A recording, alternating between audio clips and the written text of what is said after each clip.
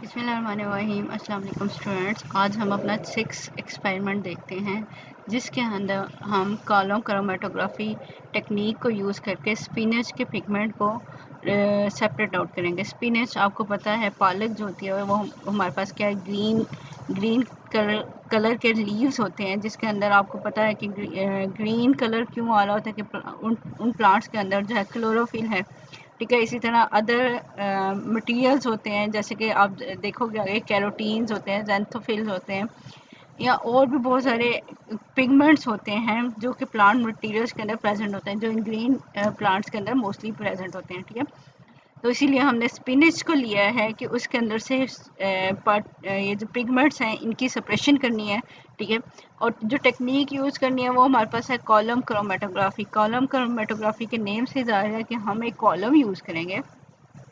ठीक है, ये कॉलम मोस्टली हमारे पास, अगर हम इसको देखें कि अगर आप लोगों ने देखी हुई है ब्यूरेट, ठीक है, जिसमें आप लोग टाइट्रेशन करते हैं, जैसे हमारे पास ब्यूरेट होती है इसी तरह के हमारे पास कॉलम भी होते हैं बड़े बड़े। ठीक है, उनका स्पेसिफिक डायामीटर होता है। ब्यूरेट तो पतली सी होती है, ठीक, कि लेकिन उसकी तरह के हमारे पास कॉलम भी होते हैं, उनका डायामीटर ज़रा ज़्यादा होता है, मीन वो ज़रा ज़्यादा बड़े होते हैं। ठीक है, तो वहाँ पे हम बहुत ज़्यादा मटीरियल्स की सेपरेशन के लिए भी इनको यूज़ कर सकते हैं। अब हम पहले तो कॉलम क्रोमेटोग्राफी के बारे में देखेंगे कि कॉलम क्रोमेटोग्राफी में क्या, किस तरह के मटीरियल्स की सेपरेशन आउट की जाती है और इसमें कौन कौन से मटीरियल यूज़ किए जाते हैं। ठीक है,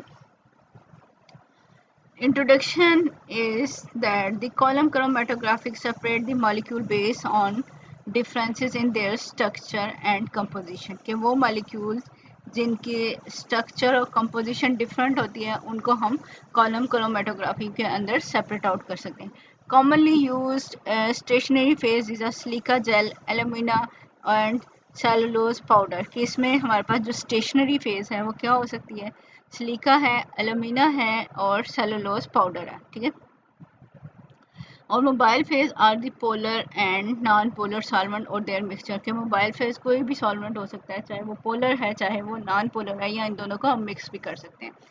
Column chromatography is a preparative chromatographic techniques used for isolation and purification of various chemical from the reaction consequences or the natural sources, कि ये एक हमारे पास प्रिपरेटिव टेक्निक है कि मीन कि जब भी हम कोई भी कंपोनेंट को प्रिपेयर कर रहे हैं तो वहाँ पे हमें ये देखना है कि हमारा रिएक्शन कितना प्रोसीड हुआ है, हमारे पास प्रोडक्ट बनी है या नहीं बनी, तो हम क्या मोस्टली कॉलम क्रोमेटोग्राफी को यूज़ करते हैं। ठीक है, अब होता क्या है कि हमारे पास कॉलम के अंदर पहले हमने स्टेशनरी फेज ऐड की होती है, उसका एक बेड सा बना लिया, मीन सारे के सारे कॉलम को फिल कर लेते हैं स्टेशनरी फेज के।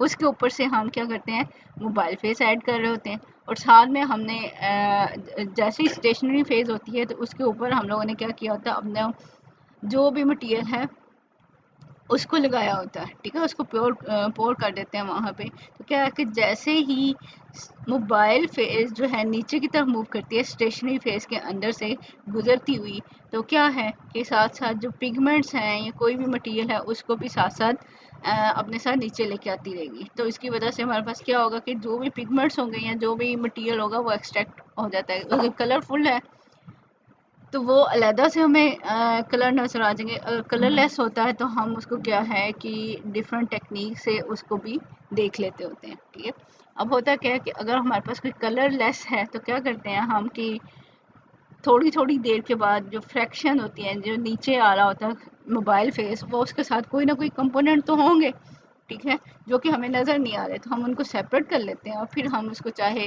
थिन लेयर क्रोमेटोग्राफी से डिटेक्ट कर लें या किसी भी और तरह से डिटेक्ट कर सकते हैं। ठीक है, तो ये हमारे पास क्या आ जाती है, कॉलम क्रोमेटोग्राफी हो जाती है, कि जिसमें हम मोबाइल फेज जो है मोस्टली कोई भी सॉल्वेंट्स ले सकते हैं, और जो स्टेशनरी फेज होती है वो सिलिका जेल हो सकती है, एल्यूमिना हो सकती है या सेलुलोज हो सकता है। Separation of colour compound by column chromatography can be monitor visually, कि कलर कंपाउंड है तो हम तो उसको देख सकते हैं कि येलो कलर अलग हो गया, ग्रीन कलर अलग हो गया, या रेड कलर जो है वो अलग हो गया। ठीक है, however column chromatography is commonly use for isolation of compounds that are colourless, के होता क्या है कि कुछ कंपाउंड ऐसे भी हैं जो कलरलेस हैं तो वो हमें नज़र नहीं आ रहे होते, तो उनके लिए भी ये टेक्निक यूज़ की जाती है। In that case, separation process may be monitored by the collection of relatively small fraction of the effluent in label tubes and analysis of these fractions by the TLC or स्पेक्ट्रोफोटोमेट्रिकली। ठीक है, या तो हम spectrophotometer use कर लेते हैं तो वहाँ पे उसको डिटेक्ट कर सकते हैं, या टीएलसी में कर लेते हैं। करते क्या हम लोग कि जैसे हमारे पास जो है ब्यूलेट के अंदर से जैसे हम ब्यूलेट को खोलते हैं तो क्या है, सारे का सारा ये सारे का सारा जो है वो टाइट्रेंट जो होता है वो नीचे की तरफ मूव करना शुरू हो जाता है। यहाँ भी क्या है कि हम जो मोबाइल फेस है वो नीचे आएगी तो उसको डिफरेंट टेस्ट ट्यूब में कलेक्ट कर लेंगे। मीन हम अपने पास जो है फर्स्ट करें 10 टेस्ट ट्यूब रख लेते हैं जिनको नंबर दे देते हैं 1 2 3 4 5 या कोई भी नंबर दे देते हैं। तो वो क्या करते हैं कि पहली फ्रैक्शन को अगर हम फर्स्ट करें, हमने 5 मिनट के बाद जो फ्रैक्शन ली उसको निकाल लिया, फिर अगले 5 मिनट के बाद जो फ्रैक्शन आई वो दूसरी टेस्ट ट्यूब में डाल ली, फिर उसके बाद जो अगली फ्रैक्शन आ रही है उसको तीसरी में डालिए। इसी तरह हम जो है डिफरेंट फ्रैक्शंस निकाल लेते हैं। या इलुएंट वो चीज़ है जो मोबाइल फेस के अंदर से के साथ साथ जो निकल रहा है, जो लिक्विड निकल रहा है उसको हम क्या कह रहे हैं, इलुएंट है। ठीक है, उनको लेबल टेस्ट ट्यूब के अंदर अलहदा से कर लेते हैं और उसका एनालिसिस कर लिया जाता है। ठीक है, अब हमें पता है कि प्लांट्स के लीव्स के अंदर पिगमेंट्स जो हैं वो क्लोरोफिल हो सकते हैं या कैरोटिनॉइड्स हो सकते हैं। अब chlorophyll and carotenoids are primary responsible for the photosynthesis in plants. कि प्लांट के अंदर जो फोटोसिंथेसिस का प्रोसेस होता है वो इनकी वजह से हो रहा है।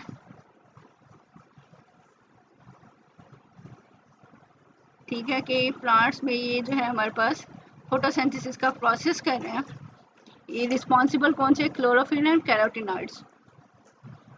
Carotenoids are the yellow color pigments found in the plant's leaf involved in the photosynthesis। ये हमारे पास क्या है कि कैरोटिनॉइड्स जो हैं उनका येलो कलर होता है कि अगर हम इनको यूज़ कर रहे हैं प्लांट पिगमेंट के अंदर से हम इजीली सेपरेट आउट कर सकते हैं येलो कलर।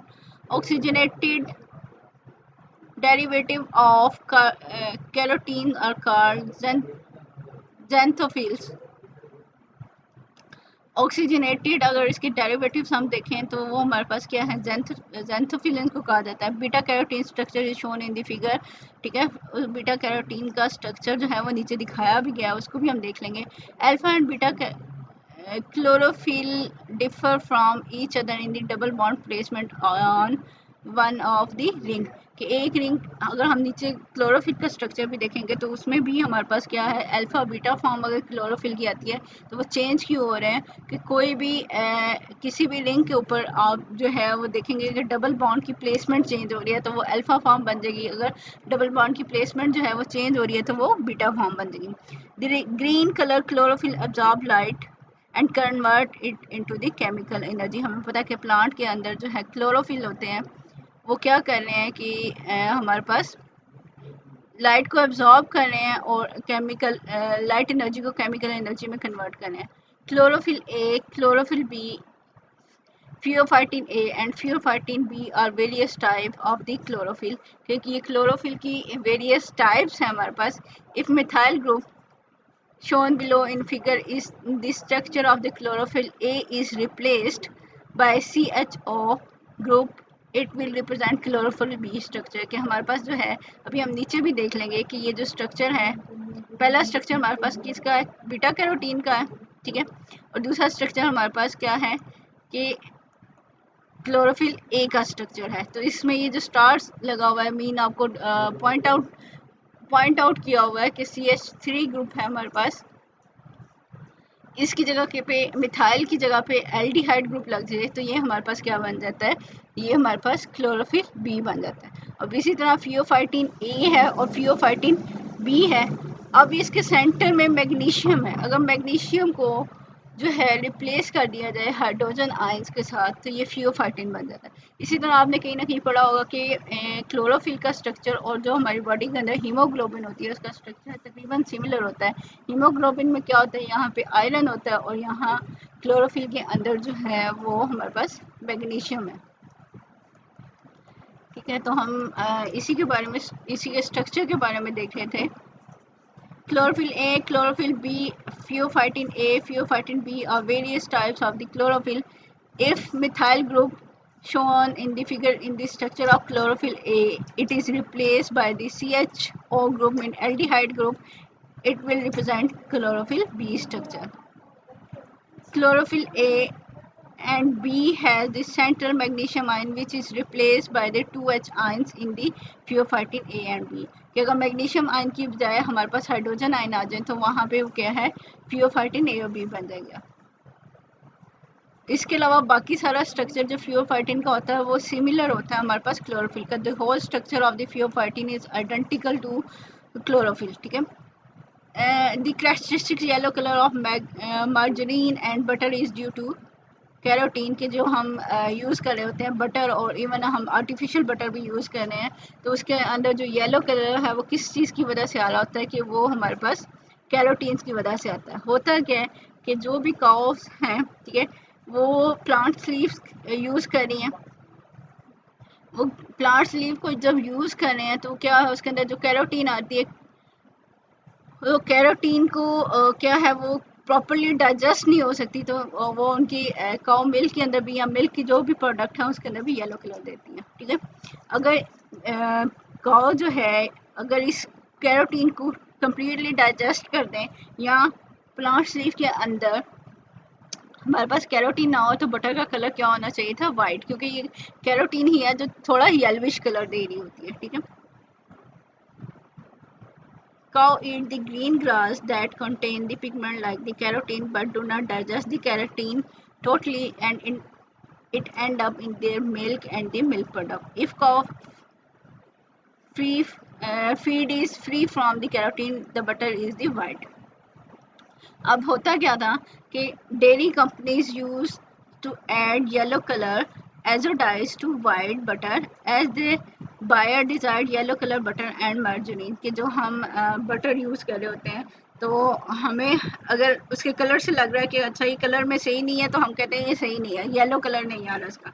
आपने देखा होगा कि एक कंपनी जैसे ब्लू बैंड है बटर, एक्चुअली ये सारी जो कंपनीज बना रही हैं मोस्टली ये तो सिंथेटिक बटर बना रही हैं, सिंथेटिकली खुद से मेन कंपाउंड ऐड करके जो है वो उसका येलो कलर दिया जा रहा है और उसको जो है मार्केट में बेच दिया जाता है. मेन कोई वो असली बटर नहीं होता.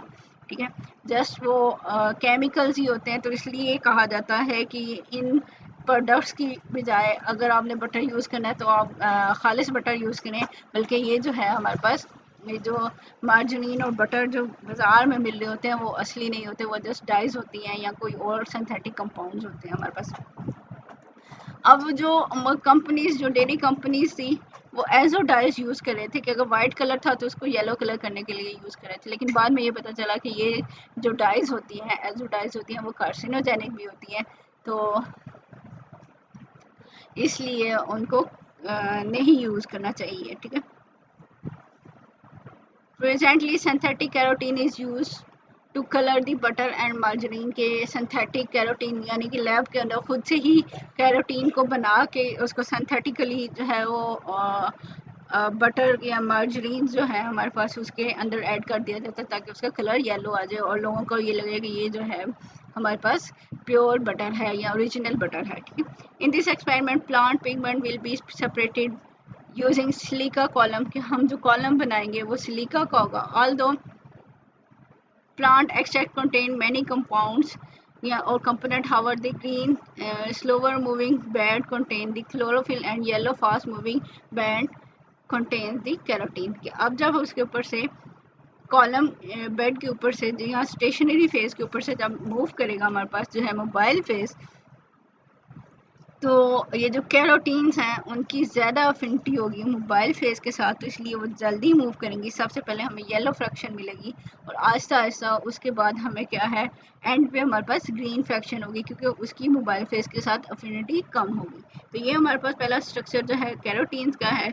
दूसरा स्ट्रक्चर हमारे पास क्लोरोफिल ए का है जिसको हमने कहा कि अगर यहाँ पे मिथाइल की जगह एल्डिहाइडिक ग्रुप लग जाए तो क्लोरोफिल बी बन जाएगा, और अगर मैग्नीशियम की जगह पे हाइड्रोजन आयन लग जाए तो फ्यूफिन बन जाता है. और अगर एक जनरली ये है कि मैग्नीशियम की जगह पे यहाँ अगर आयरन हो तो ये भी हमारे पास हीमोग्लोबिन का स्ट्रक्चर बन जाता है.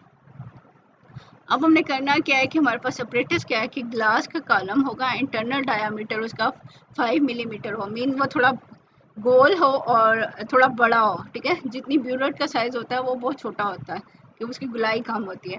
ग्लास वूल लेनी है हमने, funnel, pipette, pestle mortar, beaker, stand, test tube, capillary tubes और पास्चर पेपर्स यूज़ करनी है हमने जो पिगमेंट है उसको लगाने के लिए, ठीक है। हमारे पास रिएजेंट कौन से है कि सिलिका जेल तो है हमारे पास, स्टेशनरी फेस, मोबाइल फेस है 8:2 पेट्रोलियम ईथर एंड एसीटोन के, इसमें एसीटोन 2% है या 2 ml है, और जो है पेट्रोलियम ईथर हमारे पास 8 ml होगा, ठीक है। अगर 100 में बनाना है तो 80 एंड 20 की रेशो होगी इनके दरम्यान। प्रिकॉशन हम देखते हैं कि हम सॉल्वेंट्स यूज़ करें, ठीक है, उनसे हमने अवॉइड करना है क्योंकि वो फ्लेमेबल सॉल्वेंट्स हैं। Avoid breathing the vapours of organic solvent use in this experiment produce hazardous vapours which irritate the skin and are highly flammable. कि एक तो वो फ्लेमेबल है और दूसरा क्या है वो इरिटेट भी कर सकते हैं स्किन को, तो इसको इसके साथ साथ इसको इनहेल करने से भी बचना चाहिए, ठीक है। Glass wool is irritating to the skin. Handle glass wool with the hard gloves as it is irritating to the skin. के हमने ग्लास वूल को यूज़ करना है तो साथ साथ क्या है उसकी इरिटेशन से बचने के लिए ग्लव्स यूज़ किए जा सकते हैं। प्रोसीजर हमने पहले क्या करना है कि हमारे पास क्या है, स्पिनच के लीफ है, पालक के लीव्स हैं, तो उनको क्या पिस्टल मोटर के अंदर ग्राइंड करना है और उसके अंदर से पिगमेंट को एक्सट्रैक्ट करना है, जैसे हमने पहले भी यही काम किया था, ठीक है।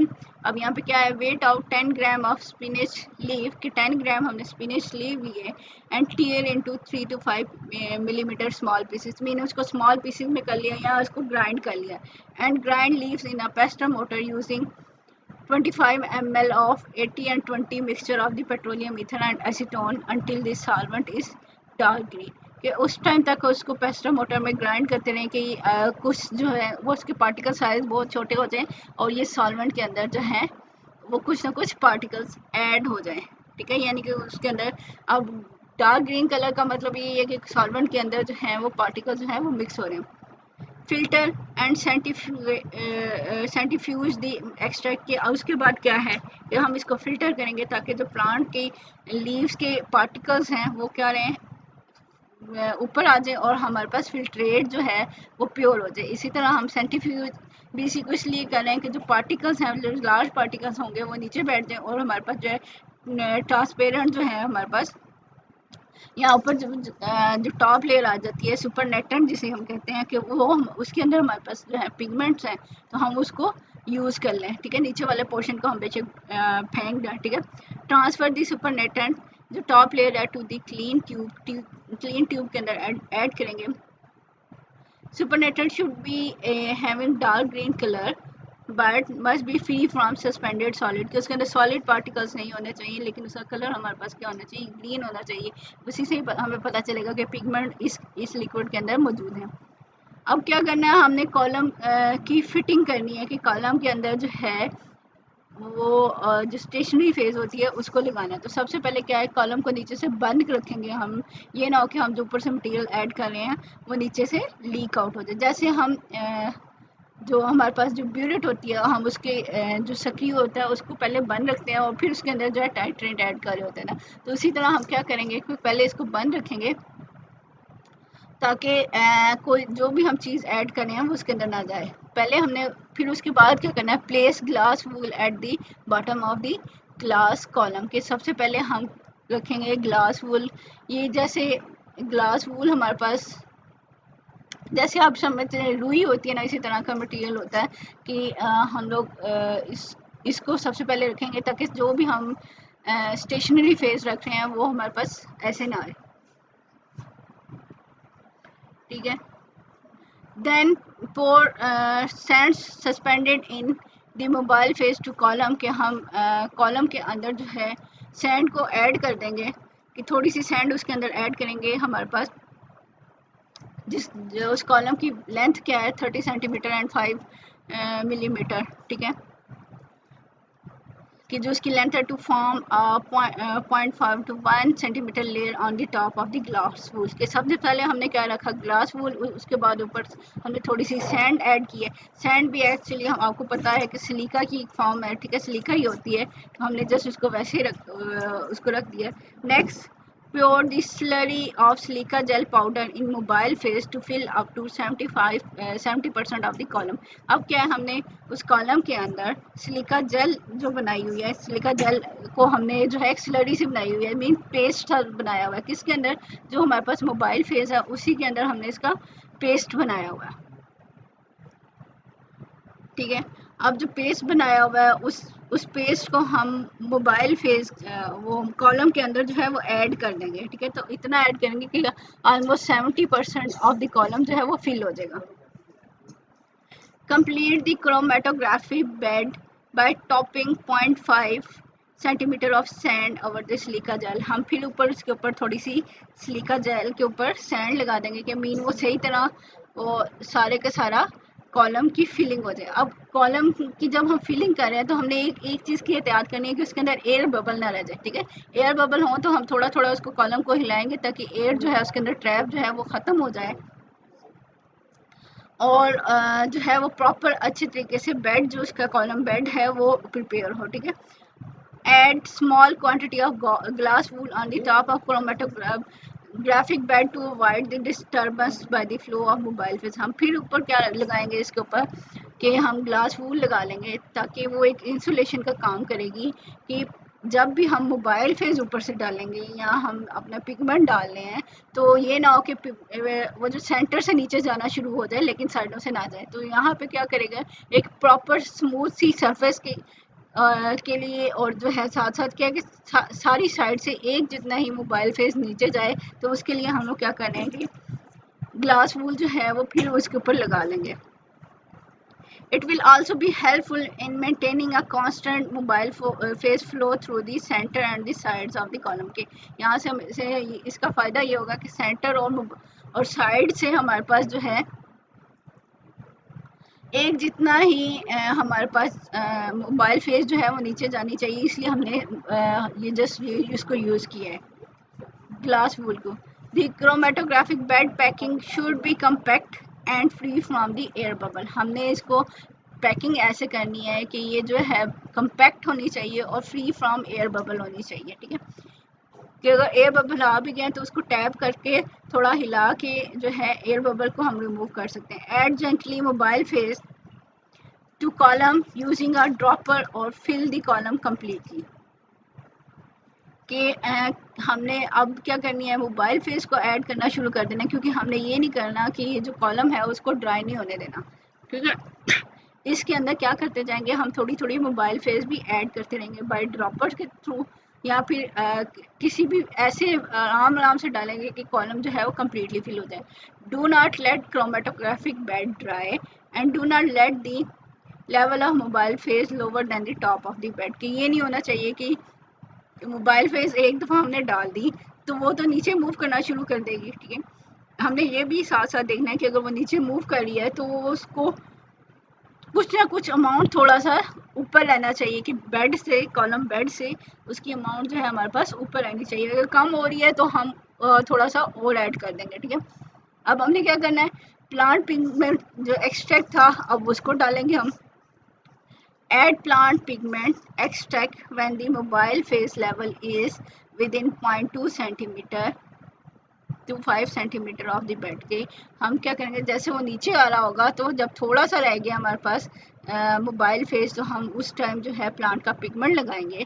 Late the sample to flow through the column. अब क्या है, जैसे जैसे मोबाइल फेस मूव करेगी तो साथ साथ क्या है हमारे पास ये जो सैंपल के पिगमेंट्स है, सैंपल में जो जो कंपोनेंट है वो भी उसके साथ मूव करते जाएंगे। अब जिनकी अफिनिटी ज़्यादा होगी लिक्विड के साथ तो वो लिक्विड के साथ मोबाइल फेस के साथ ज़्यादा मूव करेंगे, वो जल्दी निकल आएंगे। और जो है जिनकी अफिनिटी कम होगी वो कम मूव करेंगे और वो जो है वो ज़्यादा ऊपर ऊपर ही रहेंगे। Keep monitoring for any colour band moving through the column. के कॉलम के अंदर क्या होगा कि अब मोबाइल फेस के साथ साथ डिफरेंट कलर नजर आने शुरू हो जाएंगे, ठीक है। If any colour band approaches to the bottom of the column collect it in a clean tube. अब क्या है कि जब कलर अलग अलग नजर आ गए तो हमें ये भी पता चल गया कि हमारे पास अलग अलग पिगमेंट्स आ रहे हैं, ठीक है। तो एक तरह के एक कलर के जो पिगमेंट्स हैं उनको अलग अलग टेस्ट ट्यूब के अंदर कलेक्ट कर लेते हैं। मीन नीचे से आप उसको खोल देंगे, जो उसका सक्रिय होता है, तो अलग अलग जो लेबल हमारे पास टेस्ट ट्यूब्स होती हैं तो उनके अंदर इन्फेक्शन को अलग अलग सेपरेट आउट कर लिया जाएगा। और साथ साथ हमें ये पता होगा कि किस टाइम पे हमने ये जो है सिलेक्शन को स्टार्ट किया था, मीन कि किस टाइम पे हमने अपने पास ये ऐड की थी सैंपल को, और कितनी देर लगी इसको नीचे आने के लिए, ठीक है। Concentration of pigment can be measured spectrophotometrically by using the appropriate standards के हम इसकी कंसंट्रेशन भी मालूम कर सकते हैं कि ये कितनी कंसंट्रेशन है, ठीक है। अब फिर हमने ऑब्जर्वेशन और कैलकुलेशंस के अंदर करना है observe and record the pigment colour के। सबसे पहले अगर हमारे पास येलो कलर आ रहा है तो उसको देखना है, and time after which it come through the column के हमने साथ साथ टाइम मेजर कर लिए कि सबसे पहले कौन सा आया और उसने कितना टाइम लगाया, ठीक है। तो वो टाइम जो होता है हमारे पास वो उसका रिटेंशन टाइम है कि वो कितने मिनट तक कॉलम के अंदर रहा। सबसे पहले हमारे पास येलो कलर की या कैरोटीन्स हैं, ठीक है, गोल्डन कलर की वो निकलेंगी। फिर इसके अलावा अगर कोई और कंपोनेंट्स निकल रहे हैं हमारे पास, ये येलो कलर की हमें पता है कि कैरोटीन्स हो जाए, तो फिर जो है वो आपस में एक ये डेरिवेटिव है हमारे पास कैरोटीन्स के, तो ये आ गई हमारे पास।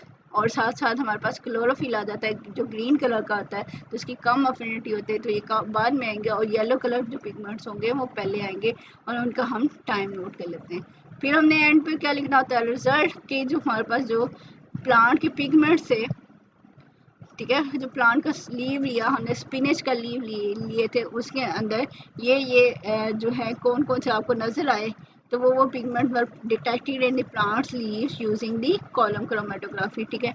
तो आपको कलर से पता चल जाएगा कि ये कौन कौन से पिगमेंट है हमारे पास, और उनको हमने सेपरेट आउट कर लिया। तो ये तो था हमारे पास कॉलम क्रोमेटोग्राफी, जिसमें हमने स्पिनच के पिगमेंट को रिमूव किया, सेपरेट किया था, ठीक है। तो कॉलम क्रोमेटोग्राफी एक्चुअली होती क्या कि हमने स्टेशनरी फेज की एक स्लरी बना के कॉलम के अंदर से उसको पैक कर लेते हैं, मीन उसका कॉलम बेड बना लेते हैं, और ऊपर से हम लोग क्या कर रहे हैं, मोबाइल फेज और सैंपल जो है वो ऐड कर देते हैं। तो जब जैसे जैसे मोबाइल फेज मूव करती है तो जो सैंपल के अंदर कंपोनेंट होते हैं वो भी सेपरेट आउट हो जाते हैं। तो प्लांट पिगमेंट्स हमने इसलिए लिया कि वो क्लियरली हमें कलरफुल पिगमेंट्स जो है वो सेपरेट आउट हो जाएंगे, नज़र आ रहे होंगे, तो हम वहाँ से इसको सेपरेट आउट कर सकते हैं इजीली, ठीक है। तो ये है हमारे पास कुछ क्वेश्चंस हैं, मीन क्लोरोफिल के कितनी टाइप्स होती हैं, क्या डिफरेंस होता है, कॉलम क्रोमेटोग्राफी क्या होती है, ठीक है, कि इसी तरह क्लोरोफिल और कैरोटीन्स किस तरह मूव करती हैं। तो ये सारी चीज़ें आपने जो है खुद से प्रिपेयर कर लेनी है, ये आपके वाइवा के क्वेश्चंस के अंदर भी आएंगी। तो ये तो थे हमारे एक्सपेरिमेंट्स जिनको आप लोगों ने अपनी प्रैक्टिकल कॉपी के अंदर भी लिखना है और इनको प्रिपेयर करना है अपने एग्जाम्स के लिए।